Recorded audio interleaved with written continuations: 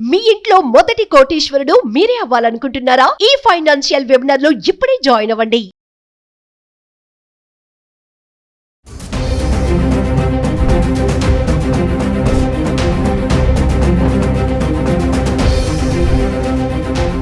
Hello viewers, welcome back to our channel. ప్రస్తుతం మనతో పాటు ఉన్నారు consumers welfare committee chairman Mandadi Krishna Reddy గారు. సార్తో మాట్లాడదాం. నమస్తే అండి. నమస్కారం అమ్మా. సార్, ఇప్పుడు బంగారం దుబాయ్ గోల్డ్ మీద చాలా క్రేజ్ అయిపోయింది. అదంతా ట్రెండ్. ఇప్పుడు అక్కడి నుంచి బంగారం తెచ్చుకోవడానికి చాలా మంది ఉత్సాహంగా ఉన్నారు.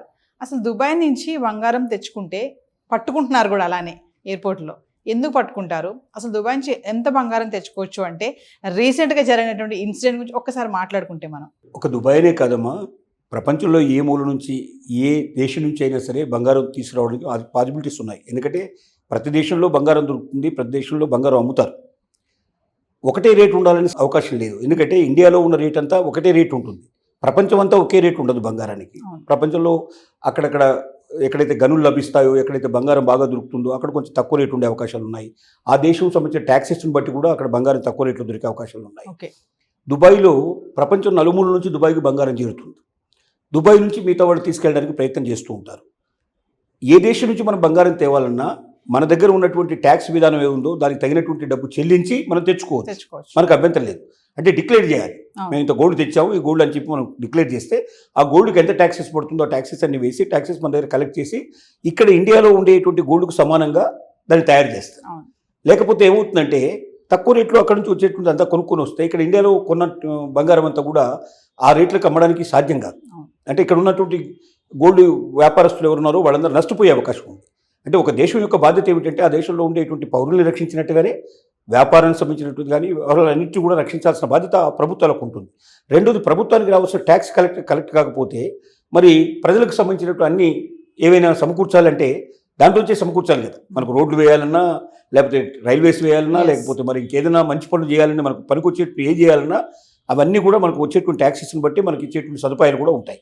ట్యాక్సెస్ రాకుండా ఎవరైతే ఎందుకు చేస్తున్నారు ఈ పని అంటే ఇతర దేశాల నుంచి తెచ్చినప్పుడు అక్కడ చాలా తక్కువ రేట్లో దొరికేటువంటి బంగారం, ఆ బంగారాన్ని తీసుకొచ్చి ఇక్కడ ఎవరికి కూడా అధికారులకు దొరకకుండా, కస్టమ్స్ అధికారులకు దొరకకుండా తప్పించుకోవడానికి రకరకాల మార్గాలు అనుసరిస్తున్నారు. మనకి రీసెంట్గా తీసుకున్నట్టయితే రణ్యారావు గారికి సంబంధించిన ఉదాహరణ మనం తీసుకోవచ్చు. ఆవిడ కన్నడ నటి. ఆవిడ తండ్రి అంటే అతను మారు తండ్రి అనుకోవచ్చు, లేదా పిన్న తండ్రి అనుకోవచ్చు. అతను డీజీపీ హోదాలో ఉన్న వ్యక్తి. వీటిని అడ్డం పెట్టుకొని ఆవిడ ఒక్క నెలలో 10 నుంచి 15 సార్లు కూడా మోర్ దెన్ 10 టైమ్స్ ఒకే మంత్లో పోయి వచ్చినటువంటి సంఘటన కనబడుతుంది. అంటే ఒక నెలలో 10 సార్లు దుబాయ్ వెళ్ళడం అంటే ఆల్మోస్ట్ ఆల్ ప్రయాణంలోనే గడిపి, అంటే 4 అవర్స్ కన్నా ఎక్కువ పడుతుంది అనుకోండి. అలా వెళ్ళి మనం ఏదో హైదరాబాద్లో ఓ బజార్కి వెళ్ళి వచ్చినట్టుగా ఆవిడ రోజు షాపింగ్కి వెళ్ళి వచ్చినట్టుగా ఆవిడ దుబాయ్కి వెళ్ళి రావడం జరిగింది. ఇన్నిసార్లు రావడం, ఒకే డ్రెస్ వేసుకొని రావడం అనేది అక్కడ అనుమానానికి తావించింది. ఏంటంటే జనరల్గా లేడీస్ అంటేనే అసలు గంటలోనే చేంజ్ చేసేసుకుంటారు. అది జనరల్గా మానవ మనస్తత్వంలో మహిళలకు ఉండే అవకాశం, అలంకరణ మీద వాళ్ళకు ఉండేటువంటి ఆలోచన. కాబట్టి కట్టింది కట్టకుండా వెళ్ళాలని కోరుకుంటుంది. మళ్ళీ ఇదే కట్టాలన్నా మళ్ళీ 2వ రోజు 3వ రోజు కడతారు, కానీ అదే టైం లోపల మళ్ళీ వచ్చిన తర్వాత మళ్ళీ వెంటనే దాన్ని కట్టడం అనేది సహజంగా జరగదు. కానీ ఈవిడ ఒకే డ్రెస్లో ఇన్నిసార్లు ప్రయాణం చేస్తుంది ఎందుకు అనే విషయం ఒక డౌట్ వచ్చింది వాళ్ళకి. ఆ డౌట్ ప్రకారం వాళ్ళు మొత్తం వెతకడం జరిగింది. ఆ డ్రెస్లో చాలా జాగ్రత్తగా, అంటే అది మామూలుగా కస్టమ్స్ వాళ్ళు పెట్టేటువంటి పరికరాలు అవుతున్నాయి, డిటెక్టివ్ పరికరాలు ఉన్నాయి, ఆ పరికరాలకు ఎక్కడ కూడా అందలేదు. అందకుండా ఉండేటువంటి జాగ్రత్తలు ఆ డ్రెస్లో ఉన్నాయి.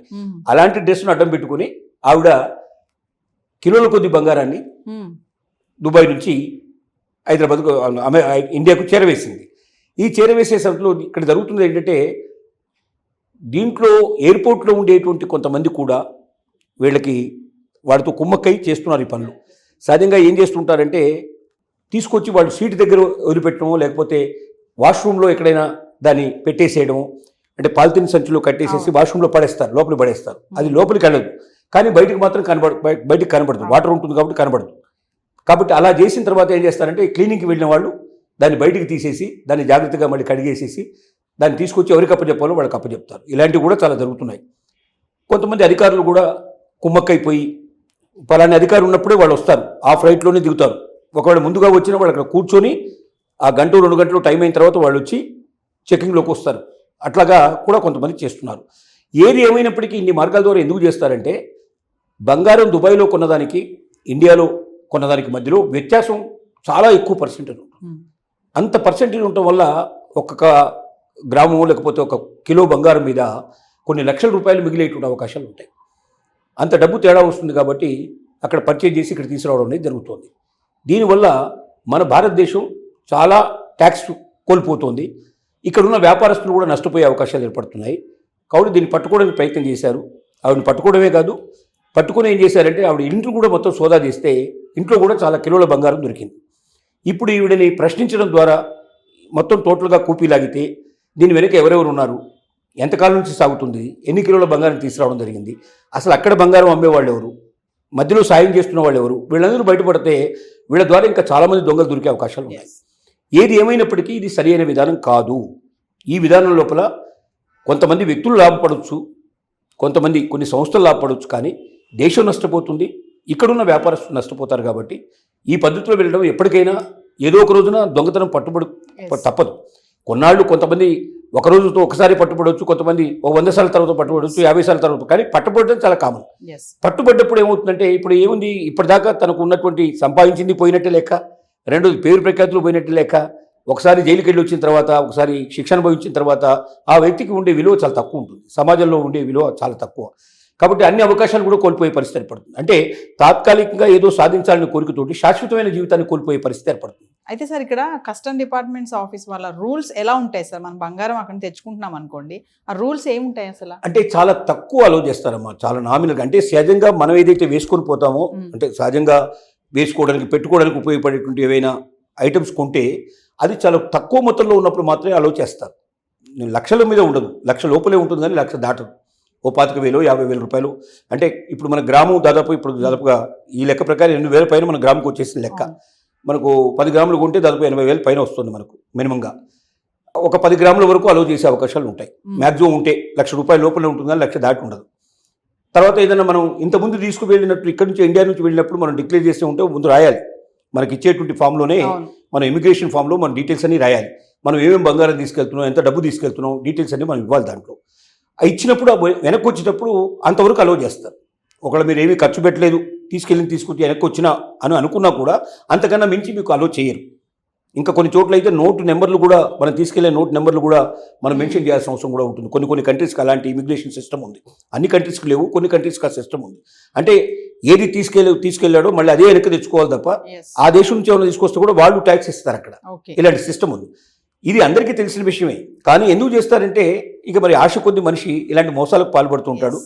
ఇది ఎప్పటికైనా డేంజరే. ముఖ్యంగా చదువుకున్న వాళ్ళు, విద్యావంతులే దీంట్లో ఎక్కువగా చేస్తున్నారు. ఇది ఇక దొరికితే దొంగ, దొరకకపోతే దొర అనేటువంటి తత్వం నడుస్తున్నటువంటి పరిస్థితి. అంటే సార్ ఇప్పుడు రూల్స్ అధిగమించి మనం తెచ్చామనుకోండి, ట్యాక్స్ ఏమైనా అదనంగా కట్టాల్సి ఉంటుందా? చాలా కట్టాల్సి ఉంటుంది. అందుకే చెప్పే కదా, ఇప్పుడు దుబాయ్లో కొన్న రేటుకి ఇండియాలో రేటుకి మధ్యలో లక్షల వ్యత్యాసం ఉంటుంది. 1 కిలో బంగారాన్ని తీసుకుంటే లక్షల మీద పడుతుంది. కనీసం ఆల్మోస్ట్ ఆల్ 40% డిఫరెన్స్ వస్తుంది, 30 to 40% డిఫరెన్స్ వస్తుంది.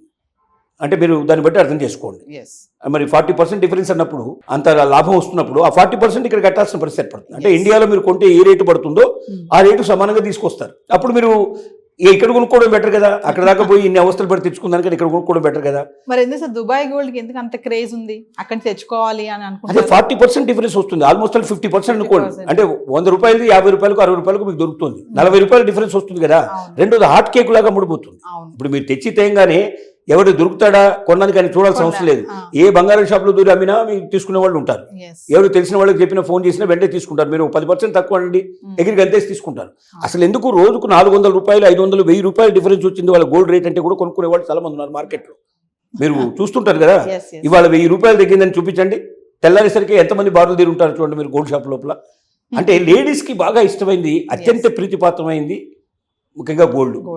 ఎందుకంటే భర్తనైనా కాస్త పక్కకు పెట్టగలరు, కానీ గోల్డ్ను పక్కన పెట్టగలిగే పరిస్థితి ఉండదు. గోల్డ్ అంటే అంత ఆశ ఉండే పరిస్థితి ఉంటుంది. అది బహుశా భారతీయ రక్తంలోనే అది ఉందేమో అనిపిస్తుంది. అది అందుకోసం చెప్పి గోల్డ్ అంటే అంత ప్రియమైన పరిస్థితి. కాబట్టి అది దుబాయ్ గోల్డ్ అనే కాదు, ఇతర దేశాల నుంచి కూడా వస్తుంది.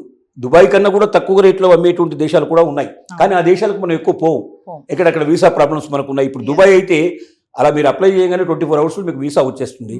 4 hours జర్నీ ఇక్కడ నుంచి రావడం పోవడం అంతా కలిపితే ₹20,000 అయిపోతుంది. మీకు ₹20,000 పెట్టేసుకుంటే మీకు వచ్చేసింది. అంటే తక్కువ కాస్ట్ ప్రయాణం. తర్వాత అక్కడ కూడా మీకు ఏ రేట్లో కావాలంటే ఆ రేట్ లోపల మీకు అకామిడేషన్ కూడా దొరుకుతుంది మీకు. రెండోది కొన్ని ఎయిర్పోర్ట్ అథారిటీస్లో, అంటే కొన్ని ఎయిర్ క్రాఫ్ట్స్ ఏం చేస్తున్నాయంటే ఇంక్లూడింగ్ అకామిడేషన్ కూడా ఇచ్చేటువంటి ఉన్నాయి. ఎస్ అంటే మీ టికెట్లోనే అకామిడేషన్ కూడా ప్రొవైడ్ చేస్తారు. ఎస్ అంటే ఇంత తక్కువగా ఇంత చౌకగా ఎక్కువ బంగారం దొరికే అవకాశం, తక్కువ రేట్లో దొరికే అవకాశం, ప్రయాణానికి తక్కువ ఖర్చు, రావడం పోవడానికి కూడా 4 hours 8 hours. అంటే ఒక షాపింగ్, ఇప్పుడు మీరు హైదరాబాద్లో షాపింగ్కి వెళ్ళినా కూడా 4 hours ఈజీగా తీసుకుంటుంది. లేడీస్ వెళ్ళారంటే ఇంకా ఎక్కువ తీసుకుని ఆశ్చర్యపడాల్సిన అక్కర్లేదు. ఇలాంటి పరిస్థితుల్లో ఒక షాపింగ్కి వెళ్ళినట్టుగా దుబాయ్కి వెళ్ళి చక్కగా తెచ్చుకునే అవకాశం, 40% తక్కువ రేట్లో అది గోల్డ్ తెచ్చుకునే అవకాశం ఉంటే, ఆ అవకాశం దొరికితే ఎంతమంది వదిలిపెడతారని మీరే ఆలోచించండి. దాన్ని బట్టి మీరు అర్థం చేసుకోవచ్చు. Thank you sir. Thank you.